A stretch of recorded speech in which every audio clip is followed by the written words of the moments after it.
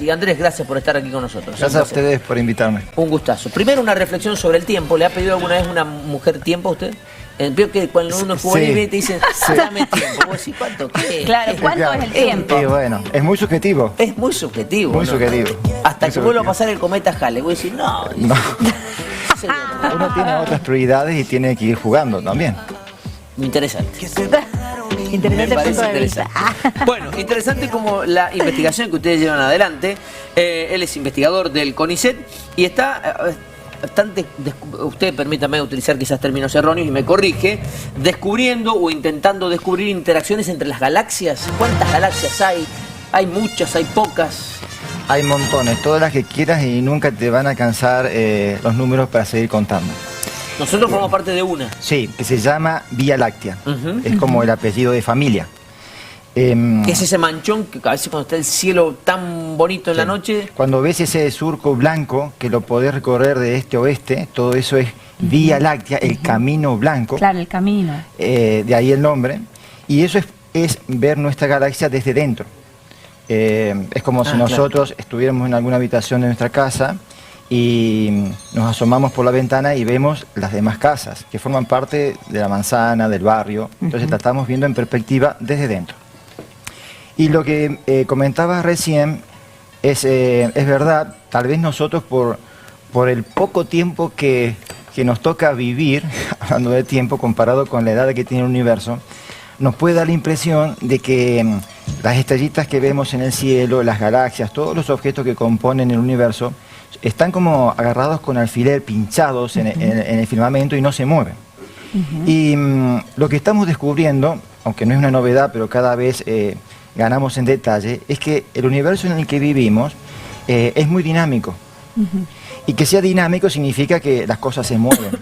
Y lo que se mueven son los objetos más importantes que la componen, que son las galaxias, son como las estructuras más pequeñas que componen el universo. Entonces, permítame hacerle ahí una preguntita.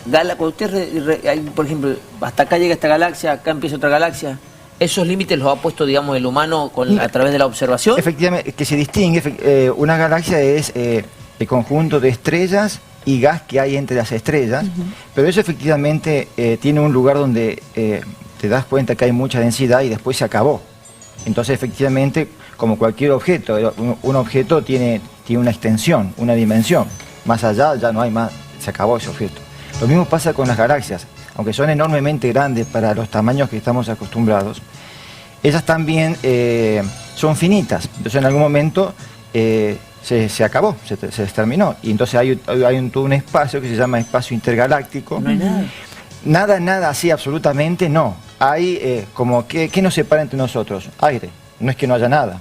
Pero la densidad de esa materialidad es tan pequeña comparado a lo que somos nosotros, que efectivamente uno puede decir, hay una distancia entre vos y yo. Lo mismo pasa, hay una distancia entre una galaxia y otra. Pero esa distancia cambia, porque les conté recién que el universo es dinámico. Entonces, así como cuando caminamos, nos vamos acercando y nos vamos alejando, lo mismo pasa entre ellas. Y el punto en el que estamos ahora enfocados es intentar saber qué pasa cuando una galaxia se aproxima a otra. Eso se entremezclan. ¿Cómo Entonces será te eso? pongo un ejemplo mucho más fácil de pescar. Si vas en la ruta, en bicicleta, y al lado tuyo pasa un camión, ¿qué te pasa? Se mueve. Claro. Vos te movés, tu pelo se vuela, ¿verdad? Entonces, claro. hay una interacción porque efectivamente el aire que hay entre el camión y vos fue desplazado, generó una pequeña corriente y vos sentiste fuiste perturbado, podríamos decir. De tu movimiento ibas tranquilo y de repente sentiste una perturbación. Entonces, eso, poder confirmarlo observacionalmente, con una evidencia empírica, en objetos que están enormemente lejos de nosotros, con el instrumental que tenemos, es un desafío científico. A ver, tecnológico. permítame decir, viene esta galaxia que se está moviendo para acá y acá está la otra galaxia y esta pasa por acá o le pasa cerca y esta ¿qué pasa? ¿Se mueve? ¿Se corre? ¿Qué pasa? Entonces, hay un montón de escenarios que vos te podés formular. Todo depende de, como en el ejemplo de la bicicleta y el camión, los tamaños relativos. Si las dos cosas son más o menos comparables, y van a ir mitad y mitad.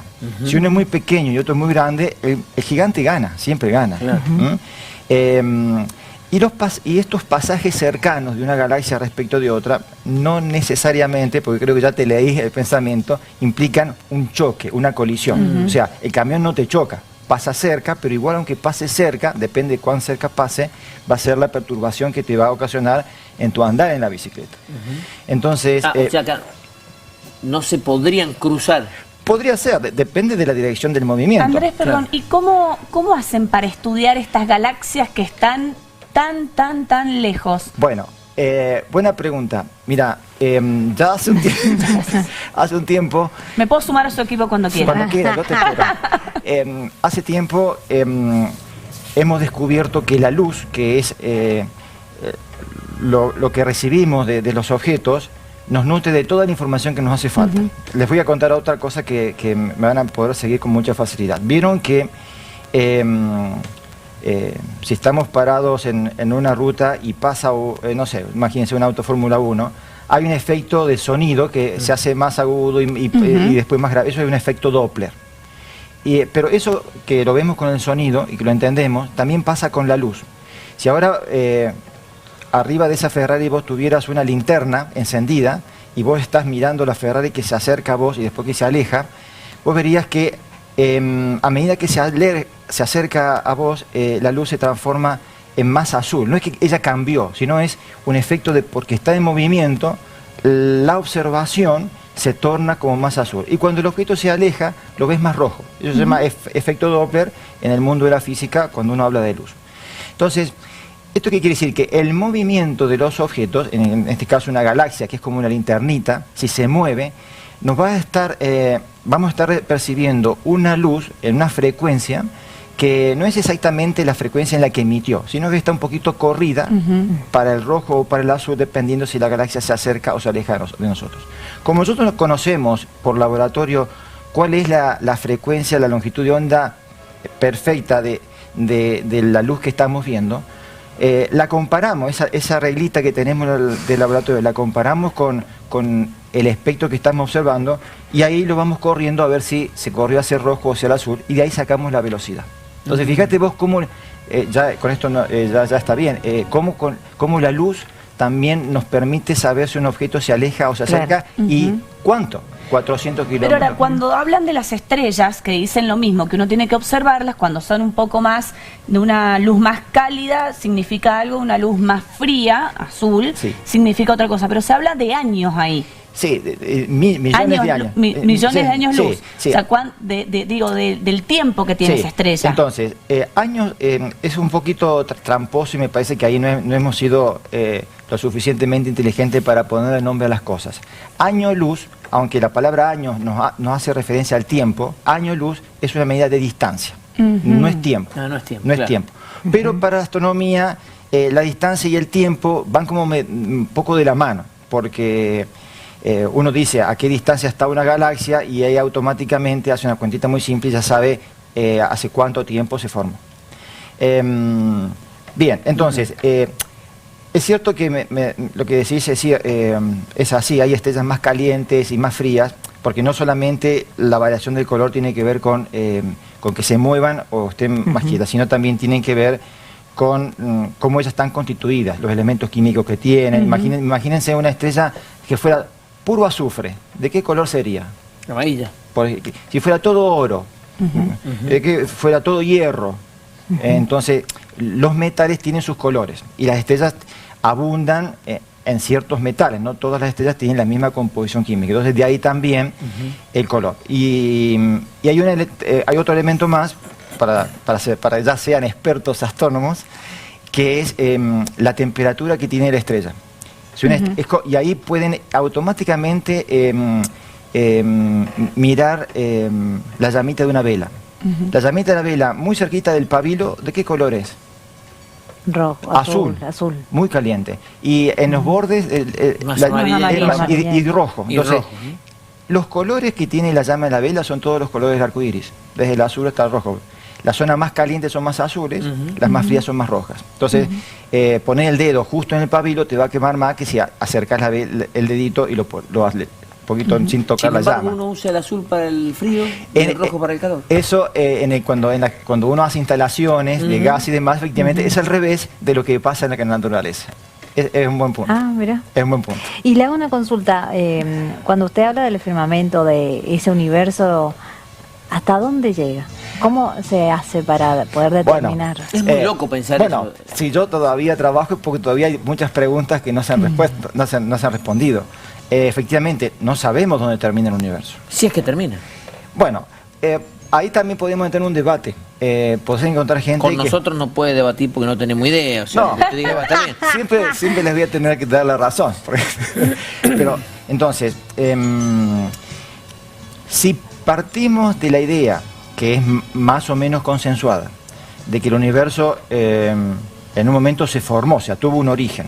Y ese origen fue más o menos como una gran explosión. Y como todo pasa, con toda la explosión hay una onda expansiva que cada vez llega más lejos. Pero si al mismo tiempo que esa onda se expande, va formando estrellas, entonces lo que tenemos como resultado es un universo que se va formando y se va expandiendo, se va haciendo más grande. Cada vez más grande. Cada vez más grande. Pero que sea cada vez más grande, e incluso para nosotros inconmensurable, porque no lo podemos medir porque es enormemente grande, no implica que no tenga límite. ¿Se dan cuenta que acá hay una cuestión pero es muy raro pensar en un límite. No me entra en la cabeza. Digo, ¿qué? Llegó hasta acá y no hay... ¿Y qué hay después? Exacto. O es algo... Entonces, no sé. Ahí ustedes han puesto el dedo en la llaga porque para darnos cuenta lo poco que somos los seres humanos, porque todo el conocimiento de la naturaleza a que podemos llegar y que cada vez es mejor, siempre lo estamos viendo desde dentro, de una perspectiva. Entonces, claro, ahí nos damos cuenta que las ciencias exactas, naturales, todo lo que uno pueda saber, de alguna manera tiene un ámbito en donde se puede preguntar y responder con cierta razonabilidad. Y más allá uno se plantea preguntas que ya escapan. Supónganse, si ustedes tienen, no sé, tienen un gatito que se enfermó. Lo van a llevar a un veterinario, no lo van a llevar a un odontólogo, porque los ámbitos profesionales de cada uno son distintos. Claro. Entonces, para el científico también, aunque pueda ser más difícil captar, también tiene un ámbito donde se puede preguntar y puede responderse sin cometer graves errores. Siempre nos equivocamos. Bien, y es eso. Ahora, puntualmente, seguro que ha estado siguiendo esta nueva misión. Puntualmente, recién hablábamos, ¿van a encontrar algo? ¿No van a encontrar nada? ¿Es puro show, como muchos dicen? Porque los yanquis, viste, ellos te hacen show hasta de un pancho. Son particulares. Está bien, pero está bien. Y me pongo del lado de ustedes. Pero les agradezco que me hayan invitado porque me permiten contarle algo que es muy innato del ser humano. El ser humano es por naturaleza curioso. Y una de las inquietudes más profundas que tenemos, los cuatro, todo el equipo de producción, todo el ser humano, aunque por el día a día, por el ajetreo, por la cotidianidad, no estamos todo el tiempo hablando de eso, pero una de las aspiraciones más profundas que tiene el ser humano es conocer el mundo donde está y preguntarse por el sentido de eso, por qué es así, por qué no es así, y yo qué hago acá. Entonces, esa curiosidad innata efectivamente nos lleva, no porque vaya a ser, porque vayamos a ganar un premio o vayamos a hacernos ricos porque vamos a ganar dinero, simplemente porque es una realización personal, es satisfacer un anhelo, una aspiración que llevamos muy dentro, que a veces es difícil de explicar. ¿Por qué me gusta? ¿Por qué me pregunto esto? ¿Por qué me maravillo? Que eso nos sucede desde chiquitos, lo primero que hace un niño. ¿Por qué pregunta todo? Todo el tiempo. ¿Por qué tan lindas las montañas? ¿Por qué disfruto de un paisaje? ¿Por qué cuando voy al mar o al río o lo que sea? ¿Por qué la naturaleza me atrae? ¿Por qué me siento sobrecogido? ¿Por qué contemplo y me parece que la paso bomba? Disfruto. Bueno, eso llevado un poquito así al plano científico, es un poquito la semilla que tenemos los científicos, que esa curiosidad de niño de la que hablabas, la hemos terminado materializando como parte de nuestro trabajo profesional. Por supuesto que somos muy poquitos, o sea, imagínate si todo el mundo se dedicara a hacer esto, ¿quién hace todas las otras cosas? ¿Quién hace de periodista? Porque hace falta muchos, en muchos ámbitos. Entonces, esto en el fondo tiene un poquito de esto. esos desafíos que nos vamos poniendo de poder llegar más lejos, de poder conocer qué hay más allá, de poder saber, pero en detalle, cómo se comportan las leyes de la naturaleza. Y lo que han logrado, los que están logrando, incluso también para traer agua a nuestro molino, lo que han hecho los ingenieros, los científicos argentinos que han estado involucrados en el desarrollo de ese microsatélite, es muy bonito. Y la verdad que, porque muestra de un modo material el fruto o el destino que tiene todo el camino de investigación en ciencias básicas y naturales.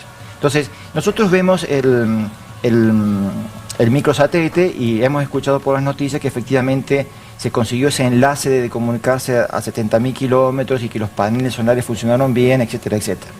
Pero para que ellos hayan podido en 2026 lanzar ese satélite y comprobar que todo lo que habían estudiado y todo lo que habían desarrollado funcionó, requirió décadas. Claro.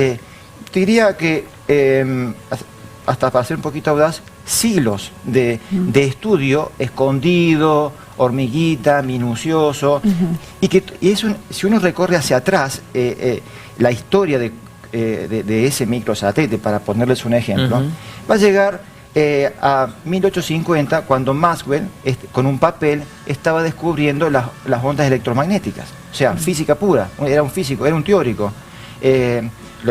Le ha pasado a muchos grandes físicos que ahora los conocemos, que son personajes de la humanidad. Entonces, esto es un poquito para poner en valor el trabajo de los que se dedican, científicos e investigadores, a las ciencias básicas, exactas y naturales. O sea, es un grupo muy pequeño de personas que han descubierto ahí su trabajo profesional, pero que por su trabajo, eso continuado en el tiempo, termina impactando en la mejora, el progreso y el confort de toda la humanidad. Claro. Imagínense la cantidad de cosas de las que nos vamos a beneficiar, en la medicina, en la ingeniería, en los medios de transporte, en lo que hablemos, y eso nos compete. Entonces, por eso hay que defender, lo último que tenía pensado contarles, ¿no? Hay que defender que toda sociedad siempre pueda tener un puñado de personas dedicadas a esta investigación y que haya presupuesto, porque es la garantía de la sociedad.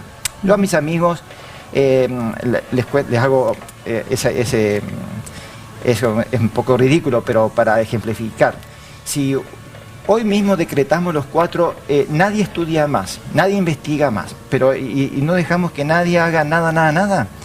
Esta imagen, el mundo tecnológico que conocemos hoy en 2026, en el 4080, en el año que va a ser el mismo. Claro. Porque no va a haber... no hay avances. No hay avance. Claro. Y el avance comienza en un escritorio, con cosas más teóricas, con muchos papers que se publiquen en el ambiente científico y que después van consiguiendo su concreción en la práctica y beneficios para todos.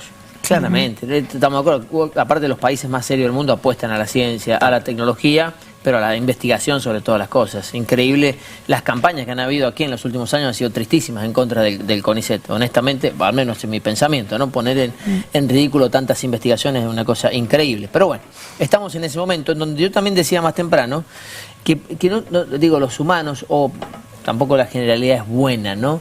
Mientras Trump, ayer hablaba con los tipos que están girando por la parte oscura de la luna o la que no vemos y aportando datos y mejorando la humanidad, está bombardeando Irán. También, digo, qué locos somos, ya más para un antropólogo en todo caso, pero es raro, ¿no?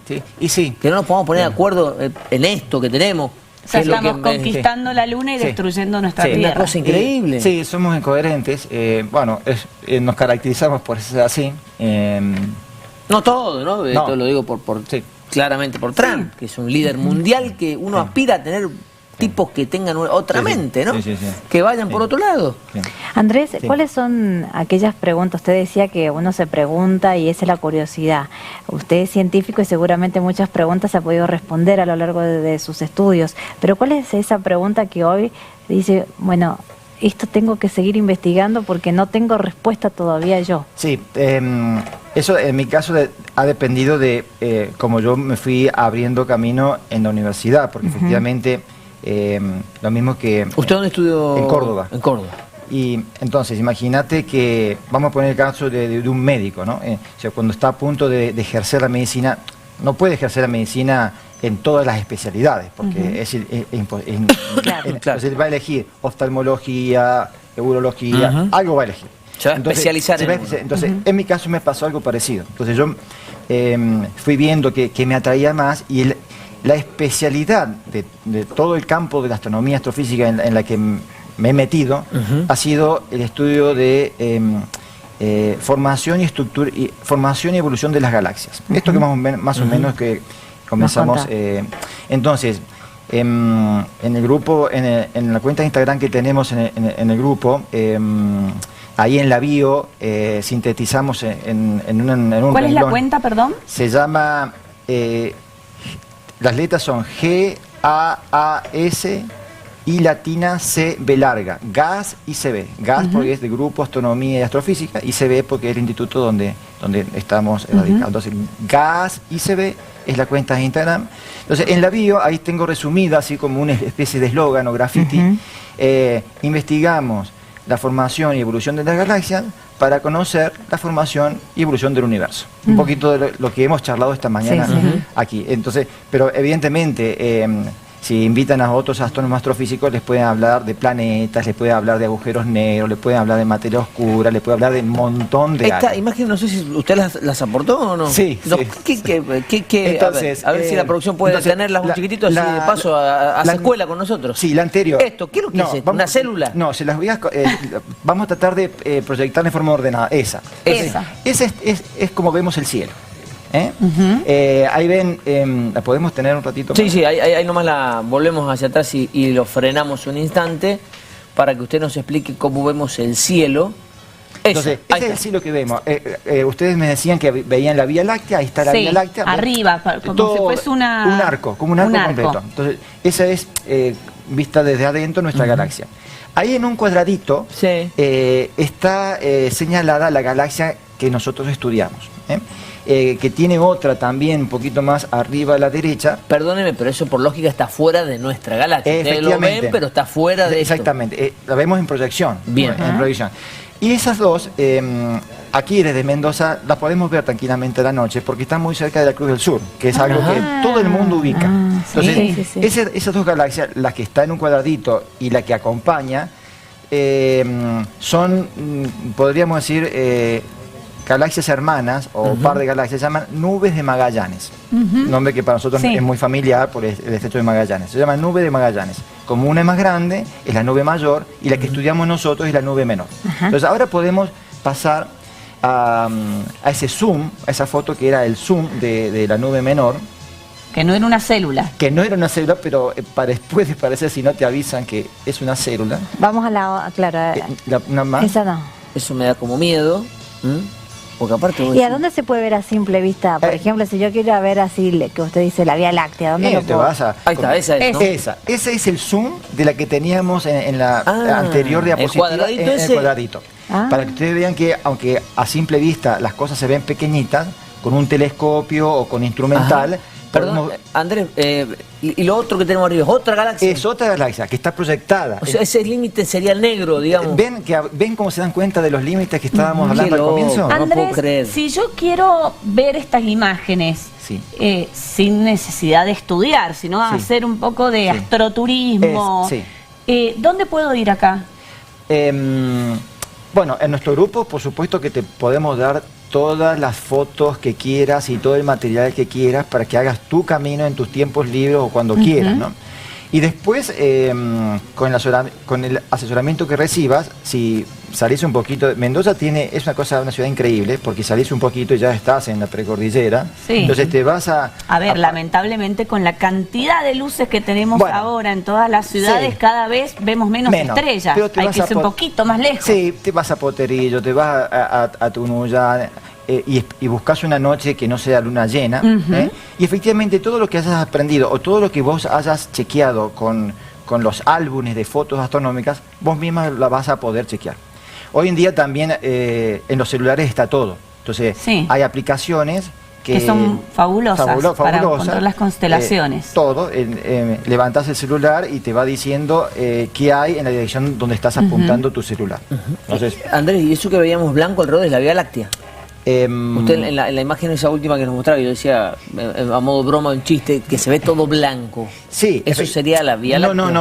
No, ese es el contorno de esa galaxia nada más. ¿Y qué hay? Esta es la que ustedes estudian. ¿Qué hay? ¿Hay planetas? ¿Hay solamente estrellas? Posiblemente. O sea, lo que sabemos es que hay millones y millones de estrellas y gas. Eso lo podemos hacer porque usamos instrumentos como ese que teníamos recién. No, la anterior. Pero no importa el detalle, lo que marco es dentro de esa galaxia que ustedes están estudiando, están estudiando qué hay ahí. Exactamente. Y los elementos químicos que tienen, cuándo se formó cada uno de sus componentes, cómo fue evolucionando en el tiempo, o sea, reconstruir ese rompecabezas. ¿Y cómo hacen para saber qué componentes tienen? Porque de acá lo ven con un telescopio, pero ¿cómo hacen para saber los elementos? Los telescopios que solemos utilizar son como los que tenemos acá en el fondo de pantalla, son telescopios muy grandes. Ese es el observatorio Gemini. El telescopio que aloja ese edificio es un telescopio que tiene como espejo un espejo de 8 metros de diámetro. O sea que aquí en esta mesa no entraría. Bueno, de hecho estuvimos hace poco, el año pasado, en San Juan. En Casleo. Tenemos en Casleo está el telescopio más grande de Argentina. 2,15 metros. Ese fue mi telescopio con el que comencé a hacer mi... Ah, sí, ahí en San Juan. En San Juan. En Pampa de Leoncito. En Pampa de Leoncito, efectivamente. Y entonces, con esos telescopios, y este telescopio, Observatorio Gemini, es un telescopio que pertenece a un consorcio en el cual Argentina es miembro. Otro elemento más para estar contentos y orgullosos de la ciencia argentina. Aunque efectivamente es un esfuerzo titánico poder contribuir con un pequeño porcentaje. Entonces estos telescopios, ahora respondiéndote a tu pregunta, no solamente colectan la luz, porque es el telescopio es como un aro de pescar, ¿no? Entonces mientras más grande el aro, más agua va a pasar y más chance de que pescaditos queden en la red. Pero después pues tenés que ser capaz de poder registrar ese rayito de luz que te llegó, que aparte es súper tenue, es apenas yo les llamo pelucitas cósmicas, apenas cosas. Y para eso usamos instrumentos. Entonces, un instrumento puede ser, por ejemplo, que pongas un prisma. Vieron que si uno hace pasar la luz por un prisma, después se descompone en el arco iris. Sí. Entonces, si uno pone un prisma justo donde hace foco el telescopio, lo que hace es descomponer la luz de cada una de esas estrellas. Y cuando descompones la luz, los colores más intensos, menos intensos de esas estrellas, te está hablando de los elementos químicos que tienen. Porque el hierro, por ejemplo, tiene una longitud de una característica, el sodio tiene otra longitud de una característica, y depende de la intensidad de esa línea espectral, podemos saber si abunda o no tanto ese elemento en esa galaxia. Qué loco, por ejemplo, todo eso, ¿no? Todo. Maravilloso. Impresionante. Es impresionante. La verdad, aquellos que tengan ganas de seguir aprendiendo y se pueda hacer astroturismo también de esta manera, Casleo tiene donde hospedarse o uno puede ir por el día y lo tenemos muy cerquita de acá. Está en San Juan, es muy interesante el trabajo que hacen. Nosotros podemos ir a través de Uspallata, que también es un paseo lindo. Entonces, inclusive hasta conectar como hicimos desde Villavicencio, Uspallata y de ahí ir hasta la Pampa del Leoncito. 3 horas, un poco más. Viaje tranquilo, puedes llegar a Casleo. ¿Qué soñas, Andrés? ¿Qué te gustaría? Perdóneme el tuteo, ¿no? El tuteo. Mira, me sorprendés con la pregunta, porque recién estamos comenzando la mañana. Bueno, sueño muchas cosas. Lógicamente que por mi vocación profesional sueño que cada vez toda la humanidad se asombre de la maravilla de lo que es el universo. Viva asombrado, viva... Que no perdamos esa sorpresa. Que no perdamos, y que esa comprensión del universo en el que vivimos nos haga cada vez darnos cuenta de cuánto valemos cada uno de nosotros. Porque si ya el universo en sí es una cosa grandiosa, nosotros como la cereza de la torta, entonces también nos va a ayudar un poquito a valorarnos como personas, como seres humanos, sabiendo dónde estamos puestos, porque ese es el escenario.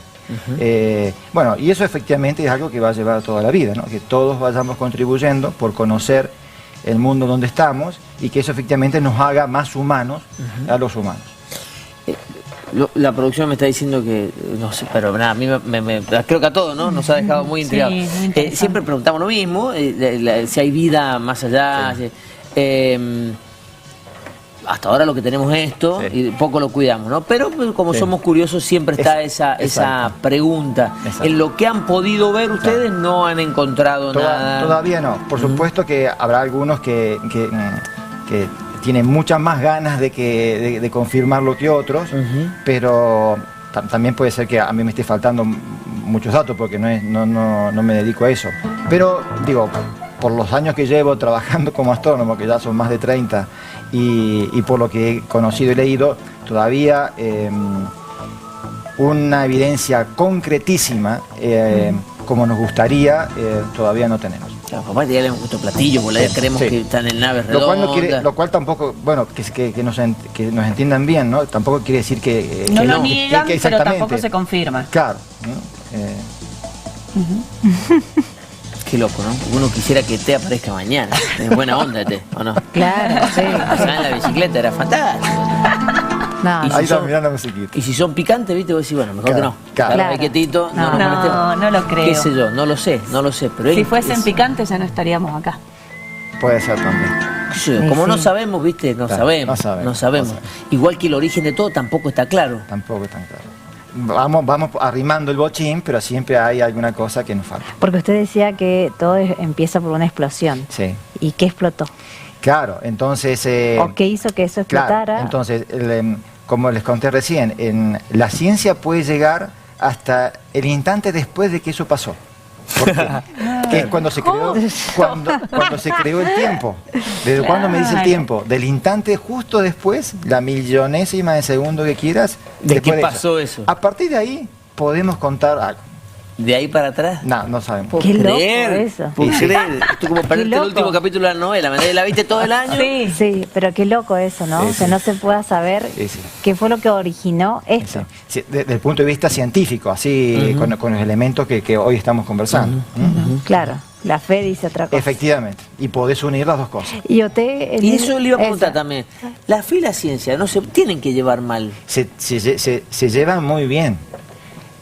A título personal, en las personas puede ser que haya conflicto. Claro. Pero en sí son las dos alas de una paloma. Una se ayuda a la otra. Sin una, la otra no puede. Se alimentan. Entonces, uno se maravilla y de la fe dice, claro, pero esto que me maravillo es lo que yo aprendí de la fe. Y entonces, y después lleva lo que aprende de lo que es el universo al ámbito de la fe para creer mejor. Entonces, aprende lo que es el universo, aprende a creer mejor, se lleva muy bien. Ahora, qué perfecto que es todo, ¿no? Muy buena, muy maravilla. Qué interesante, me encantó esta charla. Bueno, Lo invitaría a comer un asado un domingo y que sigamos y me charlando. tomo 3 vinos. Me tomo No, 3 claro, vinos. que ¿Sabes después qué? Ya me pasemos a los pongo a hablar de mates. Alf. Ya me pongo. Ahí vemos estrellas dobles. Ya ella se pone Claro, roja. claro. No, lo que pasa es que es muy didáctico porque da unos ejemplos Claro, tan lo cercanos. lleva a la vida ¿no? real. ¿Cómo no lo tuve profesor de física que me costó Es tanto que, entender la al final velocidad? de cuentas, los cuentos no son aburridos. ¿Cómo lo contás? Sí. No, tal Y está cual. muy bueno como ustedes Pero lo cuentan, ¿cómo cómo- explica cómo- la velocidad, la Sí. luz, Sí, sí. todo? Y tiene cara de buena gente. ¿sabes? Ay, Yo le sí. saco Como la ustedes, ficha como ustedes.